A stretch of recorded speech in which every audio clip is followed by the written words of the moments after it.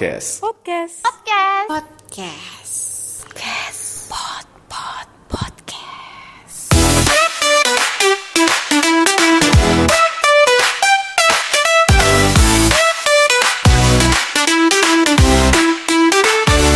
Ya Pak, bisa dijelaskan nggak Pak definisi dari UHC itu sendiri Ya, apa? UHC ini lagi ngetren Mbak Ume kalau misalkan ada di beberapa kalau bapak-bapak ibu-ibu atau masyarakat ini suka sedikit-sedikit nonton debat pilkada, ada beberapa calon-calon misalnya yang saya pernah lihat calon Gubernur Maluku Utara, kemudian di DKI kalau nggak salah juga muncul UHC ini. Maluku Utara Bapak jauh banget ya mainnya ya. Jadi, ini jadi bahasan yang menarik karena di setiap pilkada atau bahkan pilpres pun pasti menjanjikan pendidikan dan kesehatan gratis. Nah, di UHC ini prinsipnya adalah universal health coverage. Ini mungkin ada standar khusus dari WHO. Misalnya dalam suatu negara ada 250 juta penduduknya. Iya, betul. UHC ini adalah universal health coverage yang dengan persentase tertentu, misalnya 95%. Kalau di Indonesia sekarang 95% penduduknya harus terdaftar sebagai peserta dengan jaminan kesehatan. Nah, di Indonesia sekarang posisinya sudah 98% total penduduk Indonesia itu sudah punya JKN. Wah, keren. Nah, sehingga menurut Undang-Undang tahun 2004 tentang SISN, kemudian Undang-Undang Kesehatan yang baru disahkan 2023 kemarin, ini adalah salah satu upaya regulasi yang disusun oleh pemerintah untuk mewujudkan universal health coverage. Perbedaannya adalah di masing-masing daerah tidak sama persentasenya. Ada yang baru 80, ada yang baru 90, lalu ada juga yang seperti DKI sudah 98% plus ini sudah tercakup dalam universal health coverage. Keuntungannya apa? Kalau sudah 98, kalau di atas 95% ini sudah universal health coverage, maka beban pemerintah untuk mensejahterakan masyarakatnya dengan memberikan pendidikan, kesehatan, baik itu yang gratis bagi yang tidak mampu, maupun yang berbayar bagi yang mampu, atau yang dari tanggungan misalnya PNS maupun pegawai BUMN maupun swasta, ini sudah dijaminkan. Artinya kalau isu dulu sebelum adanya CKN, sebelum adanya BPJS Kesehatan, kalau orang yang tidak punya asuransi, dia sakit dan butuh pelayanan yang mahal, maka dia harus jual aset-asetnya atau mungkin pinjam sana sini. Dengan kalau sudah punya JKN, nah maka orang yang sakit minimal sudah punya bekal kalau nanti berobat tidak lagi dikenakan pembayaran sepanjang prosedurnya mengikuti ketentuan penjaminan yang berlaku. Jadi sekali lagi kalau ini juga termasuk tujuan UHC lah. Kenapa sih UHC itu digaung-gaungkan ya, karena semakin banyak orang yang sudah punya JKN, maka tugas pemerintah ini lebih ringan untuk menjangkau masyarakat sehingga jaminan kesehatannya sudah terpenuhi. Wah gitu ya Pak. Nah tadi kan Pak Budi sempat menyebutkan di setiap daerah itu kan ada perbedaan persentasenya Pak. Ada yang masih 80%, ada yang sudah 95% ke atas gitu kan Pak. Itu penyebabnya apa ya Pak? Maksudnya kok bisa sih persentasenya berbeda di setiap daerah?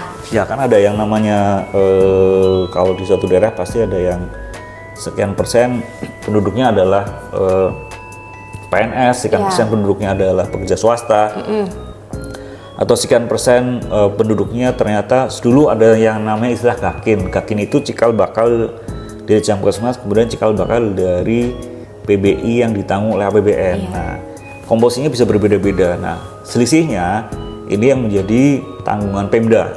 Pemda nanti punya kemampuan berapa? Kalau kemampuan Pemda itu mengcover 30% misalnya, tapi ternyata kemudian masih ada sisa orang-orang yang tidak bisa ditanggung oleh Pemda, maka mereka ini adalah masuk dalam golongan orang-orang yang dia harus bayar. Baik itu bayar sendiri maupun bayar ditanggung. Kalau dia bekerja maka perusahaan atau bosnya lah yang harus nanggung. Jadi jangan semua dibebankan kepada Pemda atau pemerintah. Nah, atau misalnya kalau yang tidak masuk dalam tanggungan Pemda atau tanggungan pemerintah, masih ada kelas 1, 2, dan 3 yang bisa dipilih sesuai dengan kemampuan dari masing-masing keluarga atau kepala keluarganya. Gitu Mbak Mei. Oke Pak. Nah, ini kita masih ngobrolin masalah UHC ya Pak ya. Nah, upaya apa saja sih Pak yang sudah dilakukan oleh BPJS Kesehatan, khususnya nih BPJS Kesehatan Jakarta Utara nih dalam mencapai UHC nih Pak? Ya, kalau di Jakarta Utara sudah lebih dari 95%. Kita Tepuk sudah tangan 98. dulu. Ini salah satu upaya dari salah satunya adalah pemerintah Provinsi DKI atau pemerintah dalam hal ini pemerintah Kota Jakarta Utara plus pemerintah Kabupaten Kepulauan Seribu, karena wilayah kami di BPJS Jakarta Utara ini menghandle 2 kota dan kabupaten ini. Jadi untuk 2 kota dan kabupaten ini sudah UHC, sehingga masyarakat dimudahkan untuk kalau seandainya belum punya JKN, maka daftar tinggal datang ke puskesmas, nanti puskesmas daftarkan ke kami secara kolektif dan bergelombang. Ini urusan puskesmas ke kami. Nah, bagi yang mampu silahkan datang ke kantor untuk milih kelas. Mungkin itu singkatnya Mbak Umi. Oh ya Pak, selain UHC ada lagi nggak Pak program-program yang diberikan oleh BPJS Kesehatan terkait JKN ini? Kalau untuk program-program selain kalau ini kan untuk rekrutmen pesertanya Mbak, tapi kalau nanti sudah menjadi peserta maka ada program yang namanya preventif, promotif, misalnya screening dan lewat kesehatan. Kalau misalkan sakit maka bisa digunakan di rumah sakit dan seterusnya. Kalau program pendukungnya Pak? Kalau pendukungnya kami ada program seperti ini, sosialisasi, baik sosialisasi online, offline, kemudian mungkin ada beberapa flyer-flyer yang tertempel baik di rumah sakit maupun banner-banner yang ada di